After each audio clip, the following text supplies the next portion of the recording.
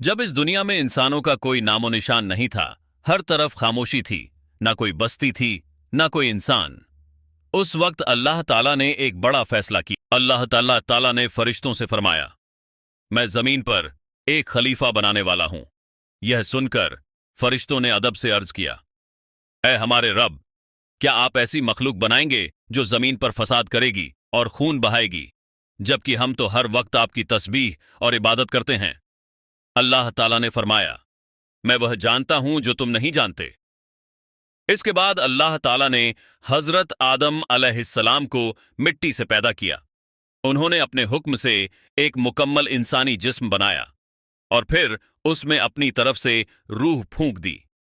जैसे ही रूह उस जिस्म में दाखिल हुई, आदम अलैहिस्सलाम जिंदा हो गए। अल्लाह ताला ने उन्हें इल्म सिखाया, चीजों के नाम सिखाए जो फरिश्तों को नहीं मालूम थे।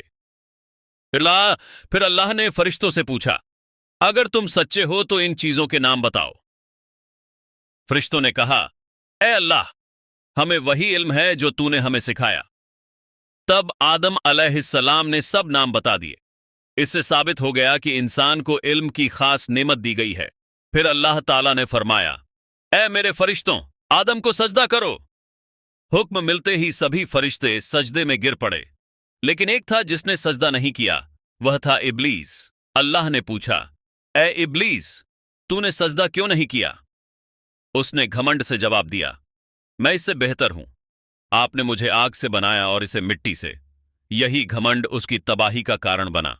अल्लाह ताला ने उसे अपनी रहमत से दूर कर दिया और जन्नत से निकाल दिया। उसी वक्त से वह शैतान बन गया और उसने इंसानों को गुमराह करने की कसम खाई।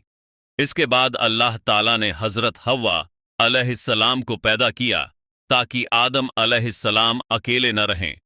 फिर दोनों को जन्नत में रहने की इजाजत दी गई।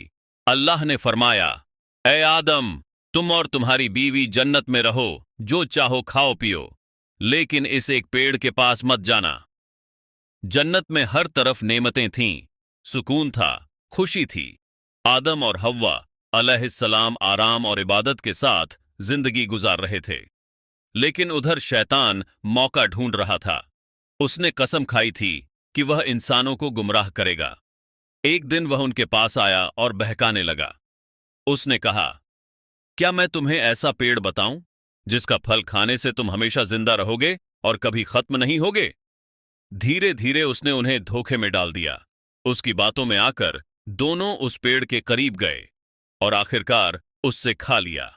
जैसे ही उन्होंने फल खाया, उन्हें अपनी गलती का एहसास हुआ। उनकी हालत बदल गई। उन्हें शर्म और पछतावा महसूस हुआ। तुरंत उन्होंने अल्लाह की तरफ रुख किया और सच्चे दिल से तौबा की। ऐ हमारे रब, हमने खुद पर जुल्म किया। अगर तू हमें माफ नहीं करेगा तो हम नुकसान उठाने वालों में हो जाएंगे। उनकी यह सच्ची तौबा देखकर अल्लाह ताला ने उनकी तौबा कबूल कर ली। लेकिन इसके बावजूद उन्हें जन्नत से जमीन पर भेज दिया गया, क्योंकि अब इंसान का असली इम्तिहान शुरू होना था। अल्लाह ताला ने फरमाया, तुम सब जमीन पर उतर जाओ, अब वहां तुम्हारी जिंदगी होगी। लेकिन जब मेरी तरफ से हिदायत आएगी, जो उसका पालन करेगा वह कभी गुमराह नहीं होगा। इस तरह हजरत आदम अलैहिस्सलाम और हजरत हव्वा अलैहिस्सलाम जमीन पर आए और यहीं से इंसानियत की शुरुआत हुई। समय के साथ उनकी औलादें बढ़ीं, दुनिया में इंसान बसने लगे और जिंदगी का सिलसिला शुरू हुआ।